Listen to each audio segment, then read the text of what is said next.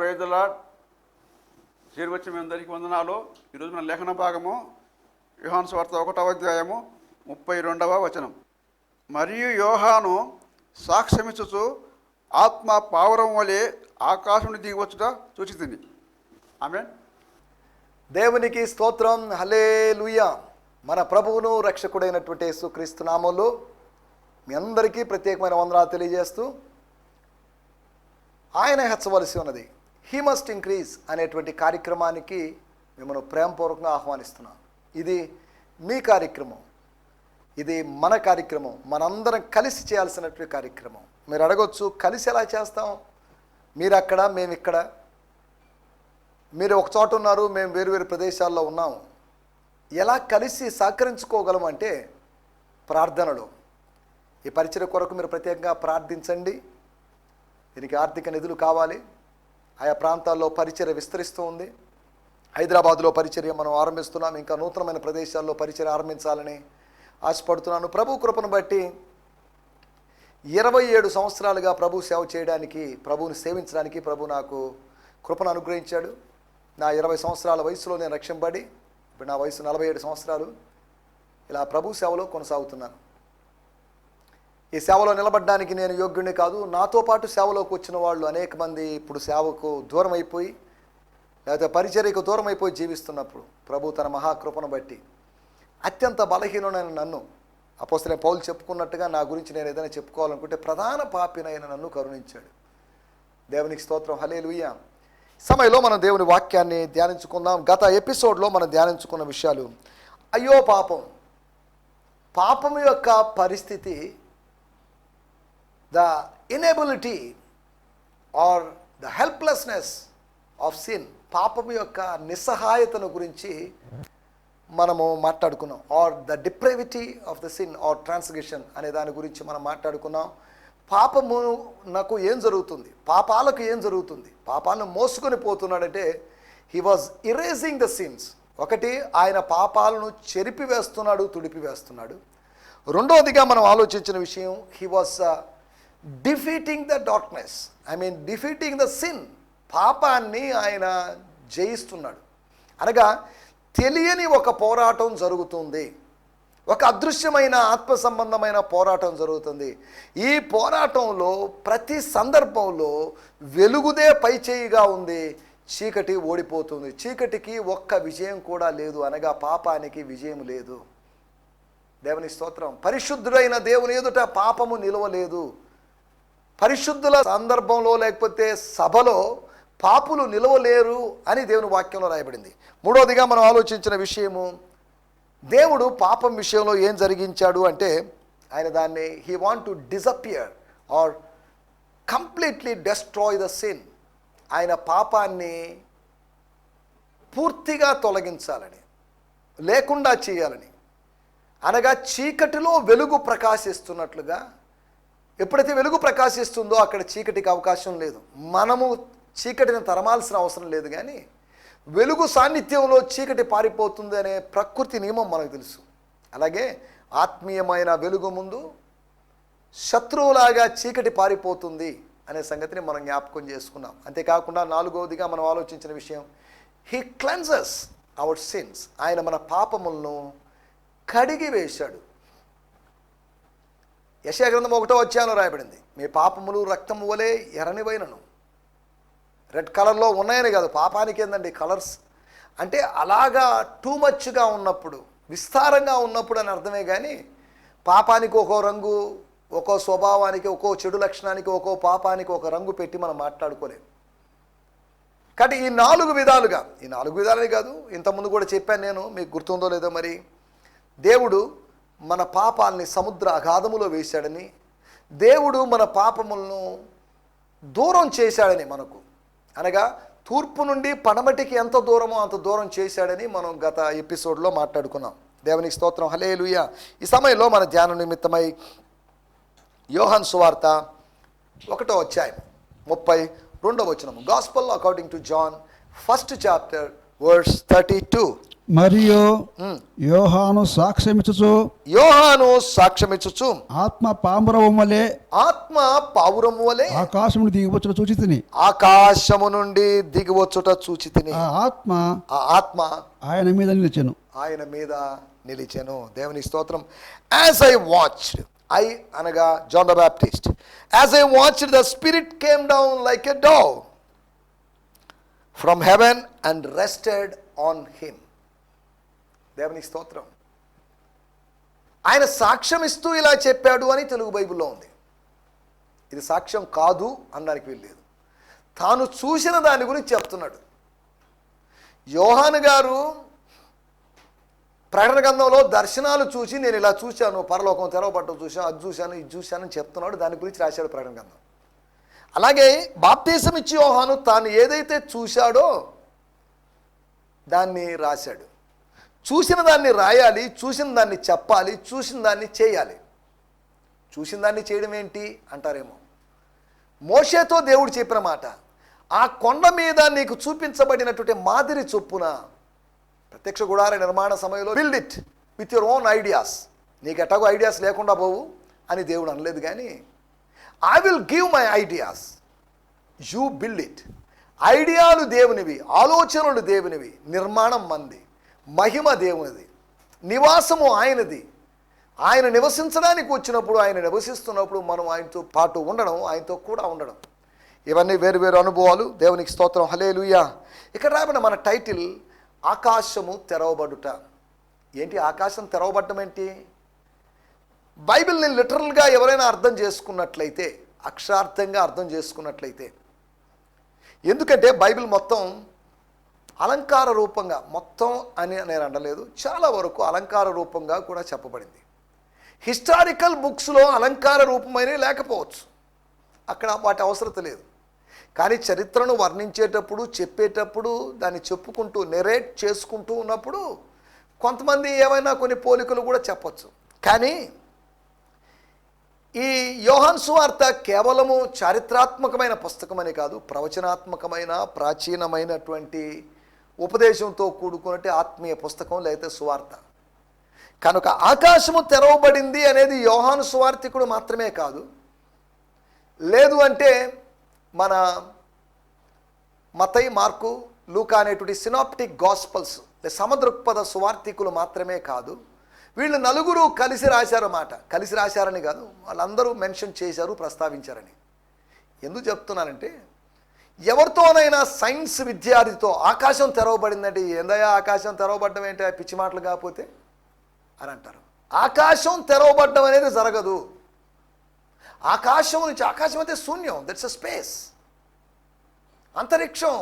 అక్కడ ఏమీ లేదు, ఏమున్నట్టుగా ఉంది కానీ ఏమీ లేదు. మేఘాలు ఉన్నట్టుగా ఉన్నాయి, లేనట్టుగా, నక్షత్రాలు, ఇలాగా అన్నీ ఏదో మయసభ అని కాదు. There is something. బట్ మనము మన భౌతికమైన నేత్రాలతో మనం ఏ విధంగా భూమి మీద వాతావరణాన్ని అనుభవిస్తున్నట్టుగా అక్కడ ఇంకా కొన్ని కిలోమీటర్స్ వెళ్ళామనుకోండి, దెర్ ఈజ్ నో అట్మాస్ఫియర్. సరే, సైన్స్ విషయాలు చెప్పడం కాదు, ఆకాశం తెరవబడింది అనే దాన్ని మనం ఎలా అర్థం చేసుకోవాలి. మన టైటిల్ కూడా అదే, the opening of the heavens or skies. దాన్ని ఎలా అర్థం చేసుకుంటాం? ఇలా చెప్పినప్పుడు తెరవబడిందంటే ఎలా తెరవబడింది? తెరవబడ్డం అనే మాట సాధారణంగా మనం పలాని డోర్ తెరవబడిందండి, పలాని కిటికీ తెరవబడిందండి అని చెప్తాం. ఇలా చెప్పినప్పుడు గమనించాల్సిన విషయం, మలాకీ గ్రంథము 3వ అధ్యాయములో ఆకాశపు వాకిళ్ళు అన్నారు. అనగా ఆకాశము యొక్క డోర్స్ అని అర్థం చేసుకోవాలి. కానీ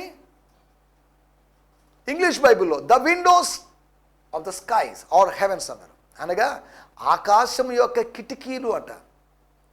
ఆకాశపు వాకిళ్ళేంటి, ఆకాశపు కిటికీలేంటి, ఏంటి బైబిల్ అని అర్థం చేసుకోకుండా ఉండేవాళ్ళు లబోదిబోమని కొట్టుకునే అవకాశం ఉంది.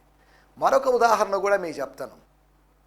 ఆదికాండము 7వ అధ్యాయము 11వ వచనంలో ఆకాశపు తూములు విప్పబడెను. మరి నాయన, ఆకాశము తెరవబడ్డం అనే మాటను ఆధారంగా చేసుకొని ఆకాశపు వాకిళ్ళు, ఆకాశపు కిటికీలు, ఆకాశపు తూములు, ఏంటండి ఇదంతా? వద్దండి ఈ పుస్తకం అని దీన్ని త్రోసివేసే అవకాశం ఉంది. ఈ అలంకారిక భాషను మనం అర్థం చేసుకోవాలి. అనగా ఆకాశపు తూములు అంటుంటే the flood gates of haven, అనగా డోర్సు, విండోసు, గేట్స్ కూడా ఉన్నాయన్నమాట. ఇంతవరకు డోర్సు, విండోసు, గేట్స్ ఆకాశానికి ఉన్నట్టుగా ఎవరూ చెప్పలేదే. ఏ చిన్న మాట కూడా మీకు గుర్తు చేస్తాను. మొదటి సమూయేలు గ్రంథము 2వ అధ్యాయంలో భూమిని ఆయన స్తంభముల మీద నిలబెట్టాడు అనే మాట కూడా కనిపిస్తుంది. భూమి యొక్క స్తంభములు, భూమికి స్తంభాలు ఏంటండి? అది పొయిటికల్ బుక్, అనగా పొయిటికల్ బుక్ కాదు అది. హన్నా గారు పాడుతున్నటువంటి లేకపోతే చెబుతున్నటువంటి పాట అది. ఆ పాటలో భాగంగా భూమి యొక్క స్తంభములు యెహోవా వశములు అనింది. భూమి శూన్యంలో వేలాడుతుంది అని బైబిల్ చెప్పిందని మీరు అంటున్నారు కదా. మళ్ళీ స్తంభాలు ఏంటి? వేలాడేదానికి స్తంభాల యొక్క అవసరం లేదు. బైబిల్లో పరిశుద్ధాత్ముడు మనకు కావలసినట్టు ఒక ఇన్ఫర్మేషన్ ఇచ్చాడు. ఆ ఇన్ఫర్మేషన్ పొయిటికల్ లాంగ్వేజ్లో ఇచ్చాడు, మెటాఫరికల్ లాంగ్వేజ్లో ఇచ్చాడు. దాన్ని మనం స్పిరిచువల్గా అర్థం చేసుకోవాలని ప్రయత్నం చేయాలి. ప్రతిదాన్ని అక్షరార్థంగా తీసుకున్నామంటే మనం అపార్థం చేసుకునేటువంటి అవకాశం ఉంది. కానీ what is the central idea, అసలు మెయిన్ ఐడియా ఏంటి అనే దాన్ని మనం తీసుకోవాలి. ఉదాహరణకి ఒక పండు మీకు ఇచ్చారనుకుందాం, ఒక ఆరెంజ్ లేకపోతే కమలా పండు మీకు ఇచ్చారు. కమలా పండు ఇచ్చినప్పుడు దాన్ని తొక్క తీసేస్తున్నారు, దానిలో ఉన్నటువంటి ఆ నార ఇవన్నీ తీసేస్తారు, దానిలో ఉన్న గింజలను తీసేస్తారు. మీకు కావాల్సింది ఆ పండులో ఉన్నటువంటి రసము వచ్చేటువంటి ఆ తొనలు, ఇవే ముఖ్యం అంతవరకే. కానీ ఆ తొక్క గురించి, గింజల గురించి మీరు ఏంటి ఇన్ని గింజలు ఏంటండి, మరీ టూ మచ్ అండి, తొక్క ఏందండి మరీ ఇంత గట్టిగా ఉంది, అది ఒలుస్తుంటే అదేదో కంట్లో పడిపోయింది అని మనం అంత మాట్లాడే అనవసరం. మనకు కావాల్సింది దాంట్లో జ్యూస్ కావాలి. జ్యూస్ తీసుకున్నాం, తాగేసాం, లేదా ఎవరికైనా ఇచ్చాం, దేవుని స్తోత్రం. ఇక మిగతావన్నీ పారేసాం. అనేది బైబిల్లో అన్నీ పారేయమని కాదు. మళ్ళీ ఎవరో ఒక ఆయన అలాగే బైబిల్లో విషయాల్ని వివరించలేక తన విశ్వాసులు ఏమడిగినా కానీ, అయ్యా పాస్టర్ గారు ఇదేంటి అంటే, అమ్మా ఇది మనకు కాదులేమ్మా, ఇది యూదులకి అని అనేవాడట. ఒక స్త్రీని అలాగా వాళ్ళ సంఘస్థురాలు ఇంచుమించు 10-15 సంవత్సరాలుగా అలాగే ఏమడిగినా కానీ ఇది మనకు కాదమ్మా, యూదులకి, ఇస్రాయేళ్ళకి అంటూ వస్తున్నాడట. ఒకసారి అన్ఎక్స్పెక్టెడ్గా, అకస్మాత్తుగా ఆయన వాళ్ళ ఇంటి ముందు నుంచి వెళ్తూ ఉన్నప్పుడు ఆ పిలిచి, రండి పాస్టర్ గారు ఎలాగ ఇటు వెళ్తున్నారు కాబట్టి చిన్న ప్రార్థన చేసిపోదురు అంటే, ప్రార్థన చేయడానికి వచ్చినప్పుడు సరే 2 మాటలు దేవుని మాటలు చెప్పండి అయ్యా, చెప్పి ప్రార్థన చేసిపోండి అంటే, అమ్మ నేను బైబిల్ తీసుకొని రాలేదంటే, సరే నా బైబిల్ ఇస్తానని 4 పేజీలు ఉన్నటువంటి ఒక పుస్తకం తీసుకొచ్చి, బైబిల్ లాంటి పుస్తకం తీసుకొచ్చి అయితే ఆయన చూసి ఆశ్చర్యపడి, ఏంటమ్మా ఇది బైబిల్ అని? అవునండి బైబిల్ అండి. బైబిల్ ఏంటి ఇలా ఉంది అని అంటే, ఆమె చెప్పిన మాట ఏంటంటే, అయ్యా నువ్వు ఏది అడిగినా కానీ ఇది మనకు కాదు యూదులకు అనేసరికి నేను ఆ పేజీలు చించడం ఆరంభించేశాను. ఇలా నువ్వు చెప్పినవన్నీ చించి చించి ఇన్ని 15 సంవత్సరాలుగా చించి చించి బైబిల్ 4 పేజీలు మిగిలింది. మనకు అనవసరమైన ఎందుకు ఈ బైబిల్లో అనుకున్నానండి అని చెప్పిందట. ఇది నిజంగా జరిగిన సంఘటన అయి ఉండకపోవచ్చు. అంటే వేదికల మీదకి ఎక్కినప్పుడు మా బోటి ప్రసంగికులు కాస్త నవ్వించడానికి, కవించడానికి ఏవో చెప్తుంటారు కదండి, అటువంటిదండి. ఎందుకు చెప్తానంటే, మనకు అవసరం లేనిది ఇందులో ఉండకూడదని ఆమె చించి పారేసిందని వాళ్ళు చెప్పుకుంటూ వచ్చారు. నేను ఎందుకు చెప్తున్నా అంటే, ఆదికాండము నుంచి ప్రకటన గ్రంథం దాకా మనకు అవసరమైందే పరిశుద్ధాత్ముడు మనకు ఇందులో అనుగ్రహించాడు. ఫిలిప్పీ పత్రిక 3వ అధ్యాయంలో రాయబడింది, మనకు లభించిన దానిని బట్టి క్రమముగా నడుచుకుందుము. మనకు లభించింది చాలా, అనగా వాక్యం లభించింది, దాని ప్రకారం క్రమంగా నడుచుకుందాం. కానీ టూ మచ్గా ఇది కాదు, ఇంకొక బైబిల్ ఉంటే బాగుండేది, 67వ పుస్తకం ఉంటే బాగుండేది, 68వ పుస్తకం ఉంటే, ఎందుకండి ఉన్నవే సరిగా అర్థం చేసుకోలేక వస్తున్నాం. ఇంకా ఏదో బైబిల్ ఉందట, కొంతమంది దుర్బోధకులు ఇదే చెప్తున్నారు. చాలు, this is enough, the word of God is enough, sufficient. లేఖనము, ప్రతి లేఖనము, దైవావేశం వలన కలిగిన లేఖనము మనకు ప్రయోజనకరంగా ఉంటుంది. మన దిద్దుబాటుకి, మనల్ని ఖండించడానికి, మనల్ని సరిచేయడానికి, మనకు ఉపదేశం ఇవ్వడానికి ఈ లేఖన భాగాలు సరిపోతాయనే విషయాన్ని గుర్తు చేస్తున్నాను. సరే, దేవునికి స్తోత్రం. మన వాక్య భాగాల్లోకి వచ్చేద్దాం. ఆకాశం తెరవబడ్డం అనే దాని గురించి మనం ఆలోచించినప్పుడు అక్కడ ఔరానౌ అనేటువంటి మాటను ఉపయోగించారు. ఆకాశము అనే మాటకి ఔరానౌ అనేటువంటి ఆ గ్రీకు పదం యొక్క అర్థం ఏంటంటే, ఆకాశము అని కాదు, దాని అర్థం ఇటర్నిటీ అనేటువంటి అర్థం కూడా, నిత్యత్వము అని. ఆకాశము నుంచి పావురము రూపం వలె లేకపోతే పావురంలాగా ఆత్మ దిగి రావడం నేను చూశానని చెప్పాడు.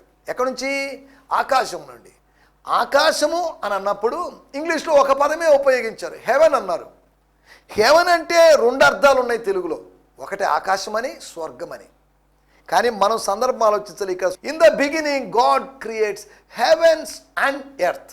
ఆది యందు దేవుడు భూమి ఆకాశములను సృజించెను అని కాదు, ఆది యందు దేవుడు ఆకాశములను భూమిని సృజించెను అనేది మూల భాషలో తర్జుమా. మళ్ళీ క్వశ్చన్ వస్తుంది, ఆకాశములు ఏంటండి? ఆకాశములు భూమే? ఆకాశములు అంటే ఎన్ని ఆకాశాలు? అన్ని ఆకాశాలు అయితే 3 ఆకాశాలు ఉంటే ఒక్క భూమిని ఎందుకు సృజించాడు అనేటువంటి ప్రశ్న వచ్చే అవకాశం ఉంది. ఇప్పుడు వాటన్నిటిలోకి మనకు వెళ్ళేటట్టు సమయం లేదు. మనం ఇక్కడ ఆలోచిస్తున్న విషయం ఆకాశము తెరవబడుట, లేకపోతే ఆకాశము నుండి వచ్చింది. ఏదైనా ఒక చోట నుంచి రావాలి. ఆకాశము నుండి వచ్చింది అంటే, వచ్చాడు అంటే దాని అర్థం ఏంటంటే, అపోస్తుల కార్యములు 3వ అధ్యాయములో అన్నిటికీ దిద్దుబాటు కాలాలు, కుదురుబాటు కాలాలు వస్తాయి. ఓకే, అయితే ఏంటి? పేతురు గారు చెప్తున్న మాట, అప్పటి వరకు యేసు, ఈ యేసు, మా మధ్యలో తిరిగిన యేసు పరలోకవాసి అయి ఉండుట, అనగా మరుగై ఉండుట, ఆత్మస్వరూపిగా ఉండుట ఆవశ్యకము. దేవుని స్తోత్రం, హల్లెలూయా. యాంప్లిఫైడ్ బైబిల్లో లాగా, యాంప్లిఫైడ్ బైబిల్ ఇంగ్లీష్లోకి వెళ్తే కొన్ని పదాలకు పక్కన బ్రాకెట్స్లో 2-3 పదాలు, ఒక పదం 2 పదాలు అలా ఉంటాయి. అది ఎక్స్ప్లెనేషన్, ఎక్స్పాండెడ్ వర్షన్ అనమాట. నేను కూడా అలాగే కొన్ని పదాలకు అలా ఎక్స్పాండ్ చేసి చెప్పడానికి ప్రయత్నం చేస్తున్నాను. ఆకాశము తెరవబడ్డం. ఎందుకు ఆకాశం తెరవబడుతుంది అనగా ఆకాశము నుంచి వచ్చింది, వస్తుంది అనే దాని గురించి మనం ఆలోచిస్తే, చదవండి ఒక మాట, మత్తయి సువార్త 3వ అధ్యాయము 11వ వచనము. స్తోత్రం. మత్తయి సువార్త 3వ అధ్యాయము 11వ వచనం. నేను నీళ్ళలో మీకు బాప్తిస్తున్నాను.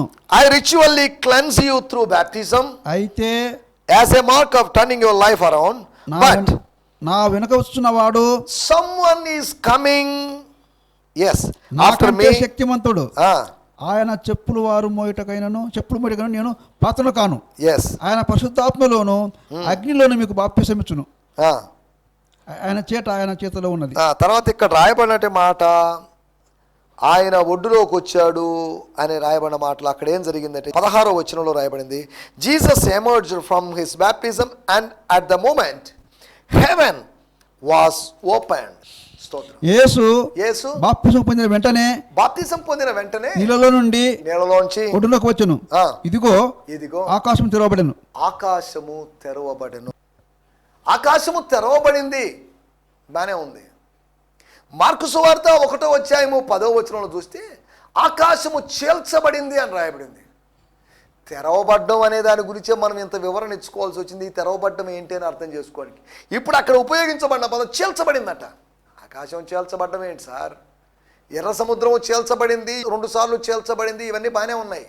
కానీ ఆకాశము తెరవబడ్డమైనా లేకపోతే విప్పబడ్డమైనా చీల్చబడ్డమైనా ఇంచుమించు ఒకే అనుభవాన్ని ఆకాశము నుంచి పైన ఉన్నది, మరుగై ఉన్నది, మనుషుల కోసం కిందికి దిగి వచ్చింది. ఆత్మైనా, వ్యక్తి అయినా, ఆశీర్వాదమైనా అనే ఉద్దేశంతో చెప్పబడిందని అర్థం చేసుకోవాలి. దేవునికి స్తోత్రం, హల్లెలూయా. 3 విషయాలు నేను మీకు త్వరగా జ్ఞాపకం చేస్తాను. దీన్ని ఆధారంగా చేసుకొని ప్రవచనాత్మకంగా కొంతమంది మాట్లాడతారు, నీకోసం ఆకాశం తెరవబడబోతుంది, ఆకాశము తెరవబడబోతుంది అని అన్నప్పుడు నా మనసులో వచ్చిన మాట కూడా చెప్తాను. ద్వితీయోపదేశకాండము 28వ అధ్యాయంలో, నీ పైనున్న ఆకాశము ఇత్తడి వలను, నీ కిందనున్న భూమి ఇనుము వలె అవుతుంది అని చెప్పాడు దేవుడు. ఇదేంటండి? ఆకాశం ఏంటి, ఇత్తడేంటి, ఇనుము ఏంటి పిచ్చి మాటలు? దేవుని వాక్యం సరిగా అర్థం చేసుకున్నామంటే అది అద్భుతంగా ఉంటుంది. అర్థం చేసుకున్నప్పుడు అంతా అయోమయంగా ఉంటుంది. దేవుని వాక్యాన్ని అర్థం అందుకని రాయబడింది, సత్యవాక్యమును సరిగా విభజించువానిగా ఉండాలి. Rightly dividing the word of truth. వాక్యాన్ని సరిగా విభజించామా? దేవునికి స్తోత్రం. విభజించలేదా? విభజించాల్సిన చోట విభజించలేదా? సరిగా ఇంటర్ప్రెట్ చేయలేదా? సరిగా వ్యాఖ్యానం చేయలేదా? మనం అపార్థం చేసుకున్నట్లే. సరే, ఏదేమైనప్పటికీ మనం మొట్టమొదటిగా మనం ఆలోచిస్తున్న మాట, మనం చదువుకున్న మాటే మార్కు సువార్త 1వ అధ్యాయము 10వ వచనం. స్తోత్రం. మార్కు సువార్త 1వ అధ్యాయము 10వ వచనం. స్తోత్రం, స్తోత్రం, స్తోత్రం. హల్లెలూయా, హల్లెలూయా. మార్కు సువార్త 1వ అధ్యాయము 10వ వచనం. వెంటనే ఆయన నీళ్ళలో నుండి ఒడ్డునకు వచ్చుండగా నీళ్ళలోంచి ఒడ్డునకు వచ్చి ఆకాశము చీల్చబట్టయు ఆకాశము చీల్చబడుట పరిశుద్ధాత్మ పావురములే తన మీదికి దిగి వచ్చుడు చూచెను. దేవునికి స్తోత్రం, హల్లెలూయా. నేను చదువుతున్నాను ఇక్కడ 10వ వచనములో రాయబడిన మాట. స్తోత్రం. And a voice echoed in the heavens. స్తోత్రం. దాని ముందు రాయబడిన మాట, but as Jesus was coming out of the waters, he looked up and saw the sky split open.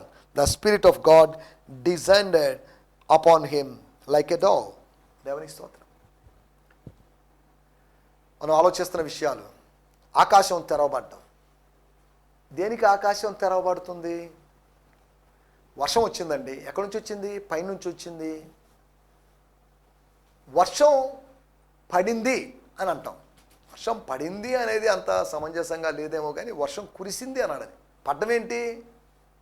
నేను అప్పుడప్పుడు సరదాగా ఏమైనా వర్షం పడుతుందంటే అవునా పడితే జాగ్రత్త లేపండి అంటుంటా నేను. ఏంటి పడ్డం ఏంటి?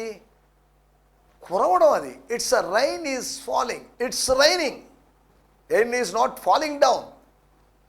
అంటే మనం కొన్నిసార్లు తెలియకుండా భాషలో కొన్ని పదాలు ఉపయోగిస్తాం. అవి కొన్నిసార్లు అపార్థాన్ని తీసుకొని లేకపోతే అది వేళాకోవడానికి కూడా కారణమవుతుంది. మనం ఆలోచిస్తున్న మొట్టమొదటి విషయం, ఆత్మానుభవం కొరకు ఆకాశం తెరవబడింది. వర్షం వచ్చిందంటే ఎక్కడి నుంచి వచ్చింది? పైనుంచి వచ్చింది. పైనుంచి ఒక వస్తువు రావాలంటే ఒక స్పేస్ గుండా రావాల్సిందే. ఆకాశంలో వర్షపు చినుకు ఎక్కడి నుంచో, ఎక్కడో ఉన్నట్టు చినుకు ప్రయాణించి మన దగ్గరికి వస్తుంది. ఎంతో డిస్టెన్స్ నుంచి వస్తుంది. ఇక్కడ నుంచి నీరు ఆవిరైపోయి మేఘాల్లో ఉంటుంది. సైన్స్ నేను మాట్లాడడం నాకు ఇష్టం లేదు. అలా సమయంలో కొద్దిగా మనం సైన్స్ అనేటువంటి స్టెప్పింగ్ స్టోన్ మీద నుంచి స్పిరిచువాలిటీలోకి వెళ్తాం. అంతవరకు ఒకటి, నెంబర్ 1, మన ఇక్కడ ఆకాశము ఎందుకు తెరవబడుతుంది అంటే ఆత్మానుభవం కొరకు, for the spiritual experience, spirit experience, for the descending of the spirit, heavens will open. Heavens అనే మాటకి నేను ఇందాక 2 అర్థాలని చెప్పాను. హెవెన్స్ అంటే స్వర్గం అని ఇక్కడ అర్థం చేసుకోకూడదు, లిటరల్ స్కై అని అర్థం చేసుకోవాలి. దేవునికి స్తోత్రం, హల్లెలూయా. అక్కడ తెరవబడ్డం అనేది జరగలేదు, కానీ భాషాపరంగా అటువంటి మాట ఉపయోగించారు. రెండో మాట నేను మీకు జ్ఞాపకం చేస్తాను. ఎందుకు ఆకాశము తెరవబడ్డం, ఏంటి ఆ ఉద్దేశం ఏంటి? What is the purpose of the splitting, opening or dividing or opening of the heavens? Malachi గ్రంథము 3వ అధ్యాయము 10వ వచనంలో మనం గమనిస్తే మనకందరికీ లేకపోతే పాస్టర్లకి ఫేవరెట్గా ఉన్నటువంటి ఒక వాక్య భాగాన్ని మనం అక్కడ చూడగలము. నా మందిరములో ఆహారములున్నట్లు 10వ భాగమంతయు మీరు నా మందిరపు నిధిలోనికి తీసుకుని రండి. ఇది చేసి మీరు నన్ను శోధించినలా నేను ఆకాశపు వాక్యులను విప్పి పట్టజలంత విస్తారముగా దీవెనలను కుమరించెదనని సైన్యములకు అధిపతి యెహోవా సెలవిస్తున్నాడు. To rectify these situations you must bring the entire tithe into storage house in the temple so that there may be food for me for the Levites in my house. Feel free to test me now in this. See whether or not I, the eternal one, commander of heaven and armies, will open the windows of heaven to you and pour a blessing down upon you until all the needs satisfied. దేవుని స్తోత్రం. ఎందుకు చెప్పానంటే ఇవన్నీ ఆకాశపు, నేను ఇందాక స్టార్టింగ్లో చెప్పాను, ఆకాశపు వాక్యాలు కాదు, the windows of the haven. ఆకాశంలో విండోస్ లేవు, ఆకాశంలో గేట్స్ లేవు, ఆకాశంలో డోర్స్ లేవు. వాస్తవమే, జనరల్గా ఆలోచిస్తే, లాజికల్గా ఆలోచిస్తే ఇవేమి లేవు. కానీ దేవుని మాటల యొక్క ఉద్దేశం ఏంటి అంటే పైనుంచి వచ్చేటువంటి ఆశీర్వాదాలు. దేవుని స్తోత్రం. మీరు ఒకవేళ 10వ భాగం ఇచ్చినట్లయితే, మీరు మందిరం కట్టకుండా ఇంచుమించు 18 సంవత్సరాలు మందిరం కట్టకుండా చెరలో నుంచి వచ్చినప్పటికీ మందిరాన్ని గురించి ఆలోచించకుండా సొంత ఇండ్ల గురించి ఆలోచిస్తున్నారు. చూసారా? అది దేవునికి వేదనాకరంగా మారింది. మందిరము పాడై ఉండగా సరంబి వేసినటువంటి ఇళ్లలో నివాసం ఉండటానికి ఇది సమయమా? ఈ రోజులో మందిరాల గురించి ఆలోచించడం లేదు, ఇళ్ల గురించి ఆలోచిస్తున్నారు. చక్కటి ఇల్లు కట్టుకోవాలి, 4 రూములు ఉండాలి, 5 రూములు ఉండాలి, అన్ని ఉండాలి, ఇలాగుండాలి, అలాగుండాలి అని మనం ఆలోచిస్తాం. మీరు దేవుని ఇంటి గురించి ఆలోచిస్తే దేవుడు మీ ఇంటి గురించి ఆలోచిస్తాడు. దేవుని స్తోత్రం, హల్లెలూయా. దేవుని ఇంటిని గురించిన ఆసక్తి మిమ్మల్ని భక్షించాలి. దేవుని ఇల్లు, దేవుని మందిరం, house of God. We need a house of God. Church building కావాలి. చర్చ్ బిల్డింగ్ అంత ప్రాముఖ్యం కాదు, కానీ మనకు అవసరం, మన గ్యాదరింగ్ కోసం. అది ఎక్కడైనా మనం గ్యాదర్ అవుతాం. చర్చ్ డబ్బులు ఉన్నాయి, కట్టుకున్నారు, అదే పనిగా పాస్టర్లమైన మేము విశ్వాసులకు అంత ఇవ్వండి ఇంత ఇవ్వండి అని ఒత్తిడి చేసి తీసుకోవడం, పెరుక్కోవడం, లాక్కోవడం, జలగల్లాగా పీల్చుకోవడం అనేది అది వాక్యానికి విరుద్ధం, వాక్యానుసారం కాదు. మనం ఆలోచిస్తున్నట్టు రెండో విషయము, ఆశీర్వాదం కోసం ఆకాశం తెరవబడుతుంది. ఒకటి ఆత్మానుభవం కోసం ఆకాశం తెరవబడుతుంది, రెండోది ఆశీర్వాదం కోసం, ఒక ఫిజికల్ బ్లెస్సింగ్స్ కోసం. మూడో విషయం నేను చెప్పి ముగిస్తాను. యెషయా గ్రంథము 64వ అధ్యాయము 1వ వచనం. Book of Isaiah 64:1. స్తోత్రం స్తోత్రం స్తోత్రం. గగనము చీల్చుకొని నీవు దిగి వచ్చేదవుగాక, సన్నిధిని పర్వతము తత్తరునుగాక. చాలండి sir. If only you would rip open the heavens and come down to the earth. Rip open, చించివేసి, అనగా గగనమును చీల్చివేసి ఆయన దిగి వస్తాడట. దేవుని యొక్క రాకడ, దేవుని యొక్క ప్రత్యక్షత. ఆకాశం తెరవబడింది, ప్రత్యక్షత. Revelation of the lord was given, అనగా the appearance or the manifestation of God. నా మాటలు నేను ఇక్కడ ముగిస్తున్నాను. ఒకటి మనం ఆలోచిస్తున్నాం, ఆత్మానుభవం కోసం ఆకాశం తెరవబడింది. రెండవది ఆశీర్వాదం కోసం ఆకాశం తెరవబడింది. మూడవది ఆయన రాకడ కొరకు ఆకాశము తెరవబడింది. దేవునికి స్తోత్రం, హల్లెలూయా. దయచేసి తలలోంచండి, కళ్ళు మూసుకోండి, చిన్న ప్రార్థన చేసుకుందాం. పరిశుద్ధుడమైన మా దేవ, తెరవబడని వాటిని మా కొరకు తెరవగలడానికి సిద్ధంగా ఉన్న దేవుడు నాయన, ఈ సమయంలో మీ సన్నిధానంలో ఉన్నాం. మీరు మమ్మల్ని జ్ఞాపకం చేసుకోండి. ఈ మాటలు విన్న వారందరి కొరకై మీకు వందనం చేస్తున్నాం. మూయబడిన ద్వారాలు తెరవబడగలటకు, ఆకాశపు ద్వారాలు అనగా స్వర్గపు ద్వారాలు మీ బిడ్డల కొరకు తెరవబడగలటకు సాయం చేయండి. మీరు అలా చేయబోతున్నందుకు మీకు వందనం చేస్తున్నాం. మీరు అట్టి గొప్ప కార్యములు చేయబోతున్నందుకు మీకు వందనం చెల్లిస్తూ, ఆశీర్వాదముల కొరకు, ఆత్మానుభవం కోసం, మీ రాకడ కొరకు, ఆయన రాకడ కొరకు, దేవా నీ అద్వితీయుడైన నీ రాకడ కొరకు ఆకాశం తెరవబడుతుందనే సంగతులు మేము గుర్తు చేసుకుని మీ నామాన్ని మయంపరుస్తూ యేసు క్రీస్తు నామములోనే ప్రార్థించగలుగుతున్నాం మా పరమ తండ్రి. ఆమేన్, ఆమేన్, ఆమేన్. దేవునికి స్తోత్రం. మీ అందరికీ వందనాలు. May God bless you. Hallelujah. స్తోత్రం.